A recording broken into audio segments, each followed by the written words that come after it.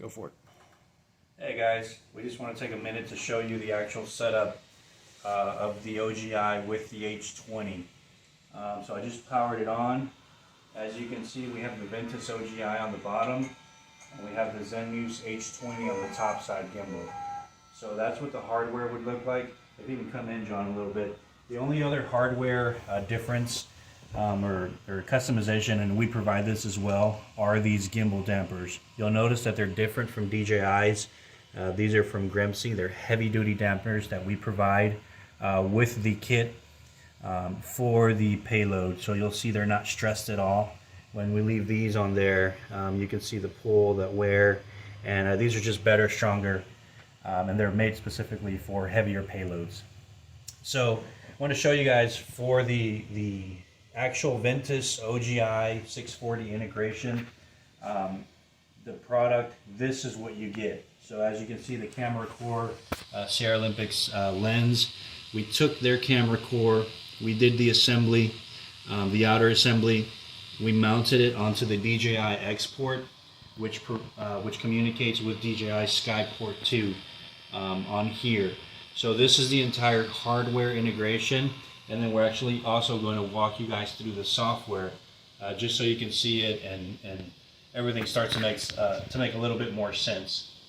In this case, we're running dual payloads, and I just want to show you how that would work. So let's go here. I'm just going to go to pilot as normal. We're just mirroring the screen, nothing special. So as you can see, I don't know if you can see it, John, payload 1, it recognizes, DJI Pilot is recognizing the Ventus OGI. Payload 3, which is on the top, it's recognizing the H20. So that's a good sign. That's how you know that it is a true integration with DJI. So I'm going to go ahead and enter the camera view. There we go.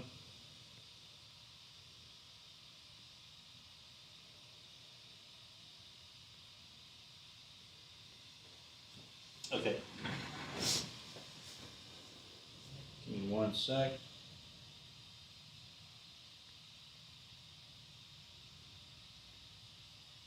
I'm selecting the Ventus OGI and the H20 to be both cameras that will be visible on here on the rotation. So there we have the Ventus OGI on the main screen, and we have the H20. So all you got to do is click, and you can go back and forth between payloads. So we're going to stay on the Ventus. A couple things I want to show you.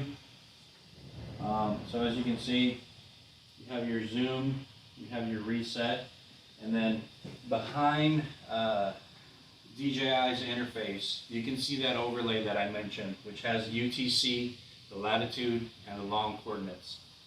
This overlay can be toggled on and off pretty simply, and I'm going to show you that here when we go through the settings. So we go to settings, you just go to the PSDK.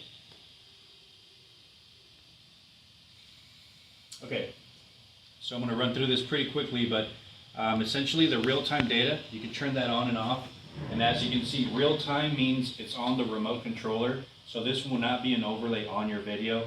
This is only in real time for your pilot. Again, UTC, lat, long, and OGI temperature.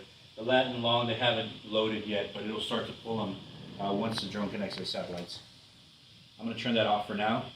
Execute FFC is the flat field correction, which you guys are probably already familiar with from Sierra Olympic. So essentially what we did is we took all of the options that they have in the software and we integrated them to DJI Pilot. So your color palettes, you have your white, you have rainbow, iron, you can go through here, but you guys are probably also familiar with those. We'll leave it at white. Another thing you can do is you can toggle on, toggle on the invert. So you go from white hot to black hot. The position time overlay, that is the one in the top left-hand corner. You'll see I can turn it off, and it disappeared. It'll no longer be on the video. Leave it on. You have your gem sensitivity for the gas enhancement mode. So this is that actual sensitivity for that. You have your toggle on for CLAHI, the contrast limited adaptive histogram equalization. CLAHI, you can turn it on. You can apply the presets that Sierra Olympic has already provided. You can also change your override and your strength and your blend. And you can do that both for CLAHI and for lap. Again, lap, you can just turn it on.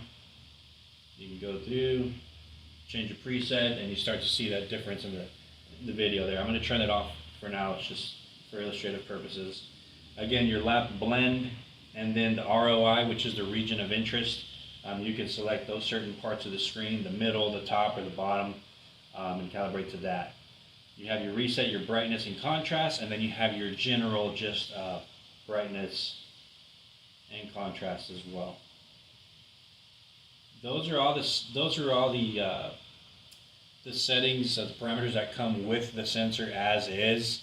I'm going to talk to Richard to get you guys a file of the metadata so you can take a look at that as well. But this is just a general overall rundown of the OGI. And as you can see here, one second, we're going to hit that zoom, the digital zoom, so you can kind of have an idea as to what that looks like.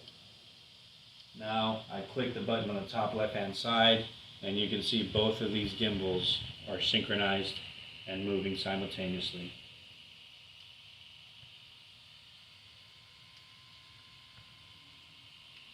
Alright guys, hope that helped. Just a quick little rundown for illustrative purposes. If you think of any other questions or concerns, just give John a call or shoot us an email. We're glad to do another demonstration or whatever you guys need to help you through the decision-making process. Thanks. Thanks, guys.